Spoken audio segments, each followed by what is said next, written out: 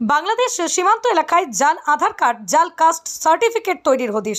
বাংলাদেশে অনুপ্রবেশকারীদের জন্য তৈরি হতো জাল আধার কার্ড তৈরির সম্ভাবনা রয়েছে মন্তব্য পুলিশের। ঘটনায় গ্রেপ্তার করা হয়েছে 2 জনকে। ঘটনাটি মুর্শিদাবাদের লালগোলা থানার অন্তর্গত চোয়াপাড়া এলাকার। ঘটনায় গ্রেপ্তার হয়েছে আবু সুফিয়ান রঘুনাথগঞ্জের জোড়াগাছা এলাকার বাসিন্দা, শাহিন আক্তার লালগোলার চোয়াপাড়া এলাকার বাসিন্দা। গতকাল রাতেই লালগোলা থানার পুলিশ গোপন সূত্রে খবর পেয়ে চাওয়াপাড়া এলাকায় একটি দোকানে হানা দেয়। সেখানে গিয়ে দেখে জাল আধার কার্ড, জাল কাস্ট সার্টিফিকেট তৈরি হচ্ছে, ছাড়াও সেখান থেকে প্যান কার্ড তৈরি হচ্ছে। এরপরই 2 জনকে গ্রেপ্তার করা হয়। এছাড়াও এইসব নথিপত্র তৈরির সরঞ্জাম বাজেয়াপ্ত করা হয়। 8 দিনের পুলিশ হেফাজতের আবেদন জানিয়ে আজ আদালতে তোলা হবে। এর সঙ্গে আরও অনেকেই জড়িত আছে বলেই মত এসডিপিও ভগবান গোলার। বাংলাদেশিদের জন্য আধার কার্ড তৈরির সম্ভাবনা রয়েছে।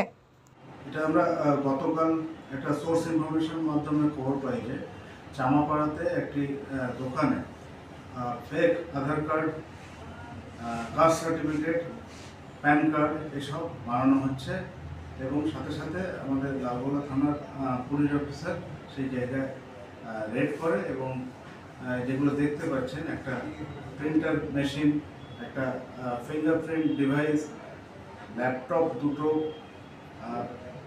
মাউস, কিবোর্ড, একটা স্ক্যানার, সিপিইউ এবং একটা মনিটর, এগুলো সিজ হয়েছে। এর সঙ্গে কি আরও কেউ জড়িত আছে মনে হচ্ছে?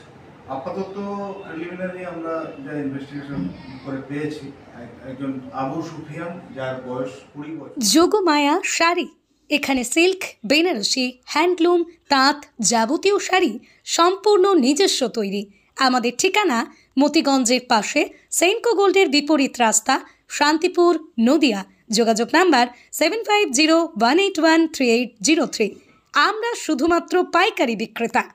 20 বছর, এই রঘুনাথগঞ্জ থেকে আসে এবং শাহিন আক্তার আলিয়াস ইমাম, এর বাড়ি চামাপাড়া। এর দোকানে উক্ত আবু সুফিয়ান এই ফরজারি ফ্রডের এই কাজটা করে এবং এর সাথে যা খবর আসছে আরও কিছু লোক জড়িত আছে, সেটা আমরা ক্রমশ ইনভেস্টিগেশনের মাধ্যমে প্রকাশ চাই।